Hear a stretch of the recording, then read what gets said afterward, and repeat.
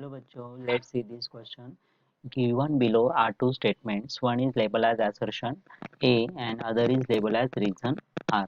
So assertion is this compound can be subjected to Wool-Kirschner reduction to give this product, and reason is the Wool-Kirschner reduction is used to convert carbonyl to CH2. So in the light of the above statement, choose the correct answer from the option given below. The option A, both A and R true, but R is the not correct explanation of A. Option B, assertion is true, reason is false. Option C, assertion is false, reason is true. And option D, both A and R are true and R is the correct explanation of A. तो इस question में हमें assertion में दिया गया है कि compound वूल किर्शनर reduction से कन्वर्ट हो सकता है और इस रिडक्शन के बाद ये कंपाउंड हमें मिलेगा। एंड रीजन में हमें दिया गया है कि वूल किर्शनर रिडक्शन जनरली कार्बनिक कंपाउंड मतलब एल्डिहाइड और कीटोन्स को मिथिलीन ग्रुप में कन्वर्ट करने के लिए यूज होता है।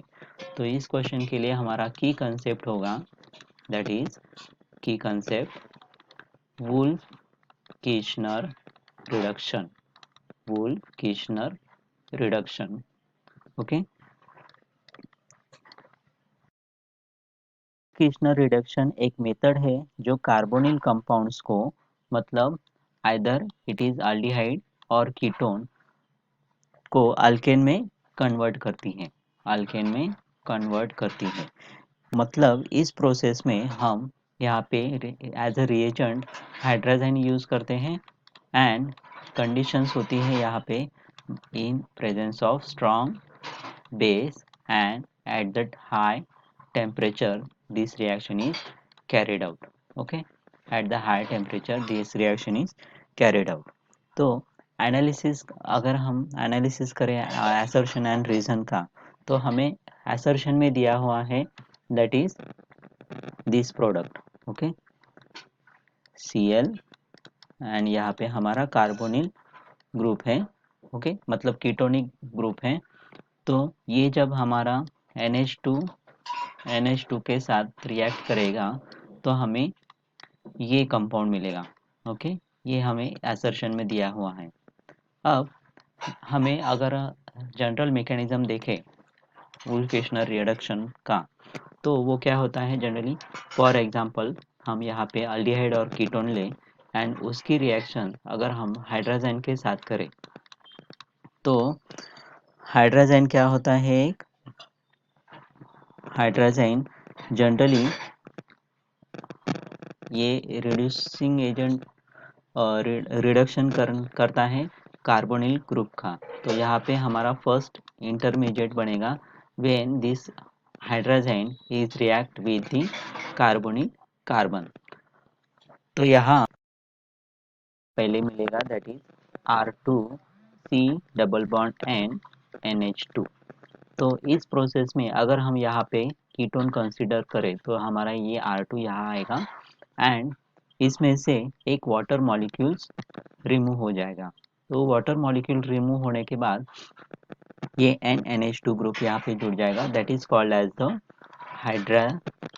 Hydrazone derivative. ये क्या है हमारा हाइड्राजोन इंटरमीडिएट। ओके, अब ये इंटरमीडिएट जब हमारे स्ट्रॉन्ग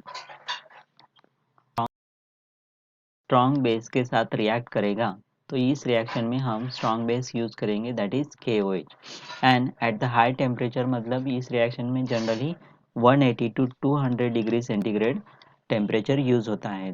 तो यहाँ पे रिएक्शंस होने के बाद हमें मिलेगा that is R2CH2 and remaining N2 gas इसमें से रिलीज हो जाएगा। ओके, तो N2 गैस रिलीज होने के बाद हमें प्रोडक्ट क्या मिलेगा, दैट इज R2CH2। इसका स्ट्रक्चर अगर हम देखें तो वो इस तरह है, दैट इज ओके।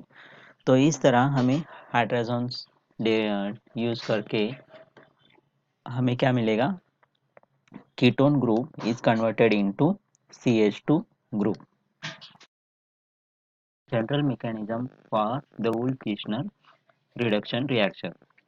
तो अगर हम क्वेश्चन में देखें तो रीजन में हमें जो दिया गया है it is Wolff Kishner reduction is used to convert carbonyl into CH2। ये क्या है हमारा करेक्ट आंसर है। अगर हम एसर्शन की बात करें तो एसर्शन में हमें जो ये स्टार्टिंग कंपाउंड दिया हुआ है तो वो क्या है, दैट इज लाइक दिस, यहाँ पे Cl एंड यहाँ पे कीटोनिक ग्रुप। तो अगर हम इसकी रिएक्शंस करें असर्शन में हमें क्या दिया है, दैट इज यहाँ पे CH2 ग्रुप में ये कन्वर्जन हुआ है बाय यूजिंग द हाइड्राजाइन।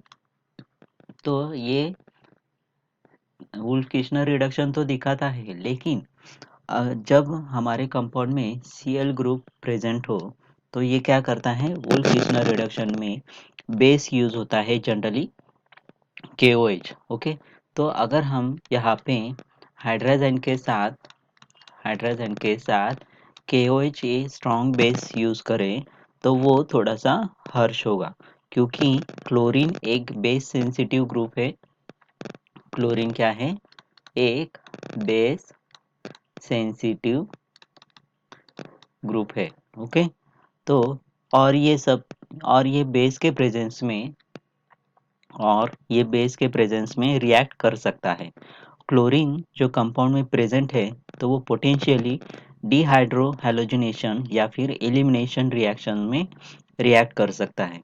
तो Wolff Kishner reduction typically high temperature and strong base conditions required होती हैं। तो इसीलिए ये क्लोरीन कंटेनिंग सबस्ट्रेट जो है तो वो साइड रिएक्शंस होने की पॉसिबिलिटी रखता है।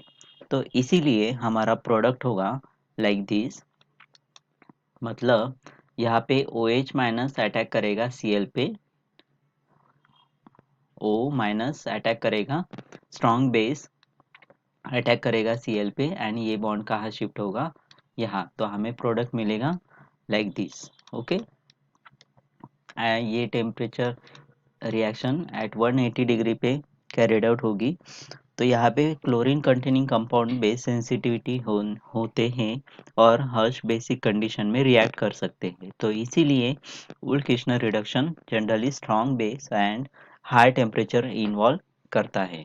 तो हमारा असर्शन क्या हुआ, दैट इज रॉन्ग हुआ। ओके, तो इन प्रेजेंस ऑफ Cl2 हमारा असर्शन रॉन्ग होता है। तो अगर हम ऑप्शंस को देखें तो ऑप्शन में assertion is false and R is true हमें कहा दिया है, that is option number C में। ओके, तो our final answer is option C। I hope you understand it well। Best of luck।